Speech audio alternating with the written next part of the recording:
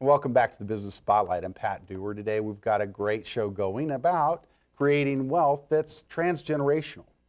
When you think about creating a nest egg for your grandchildren's children, most people don't think that long term. But you know what? The uber wealthy do, and they always have. They've understood that little by little, bit by bit, you can create wealth.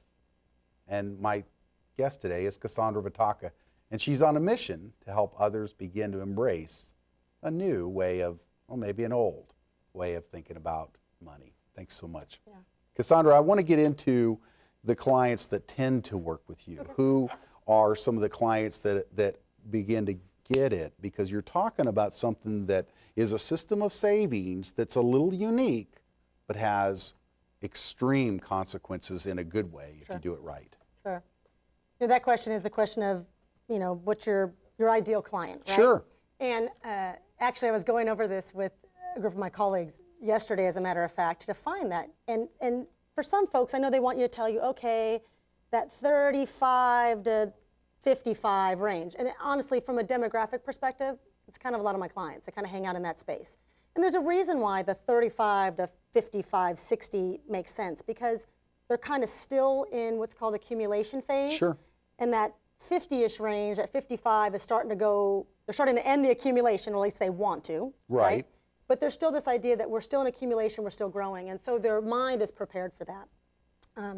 Definitely someone, but I'm going to be less, demographic oriented, because yeah, we can say, 35 to 55, married with kids and a dog, and goes to church on Sunday. I mean, we can make these things, plays baseball, I don't know, we can make stuff up, right? The reality is this: the type of person that works best with me, oftentimes, and this becomes a little more, again, that gray area, it is someone who doesn't think they already have all the answers, right? Has enough humility to recognize that they may not know everything. Because the reality is, you're going to be humbled, because I'm going to tell you about things that you did or are doing that aren't the best. Right. I'm going to be nice about it, but I'm going to tell you the truth. I'm going to point out why the contracts where you have placed your money, people have buckets of money. They have buckets of where they're putting play. I wouldn't, and they don't even know why. When I ask them, why are you doing that? Did you read the contract? Do you understand what happens when you try to get the money? They honestly have no idea. And it's not their fault. And I really try to help people understand it's okay. You are where you are. People have debt and they're embarrassed. So, but we're going to have honest conversations about it. It's not about judgment. It's about, let's have an honest conversation about it. So someone needs to be ready to have an honest conversation about where they are.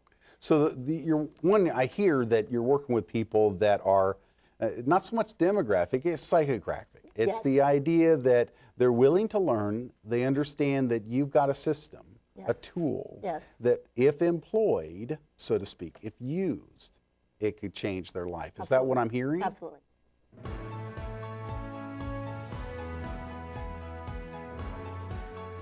You can become a published author. Discover a system that will lead you from idea to having your book on the bookshelves. Bob Baer pulls back the curtain at the More Power to Publish workshop. Watch and learn how to follow the step-by-step plan to turn your idea into a published book. Learn more at morepowertopublish.com.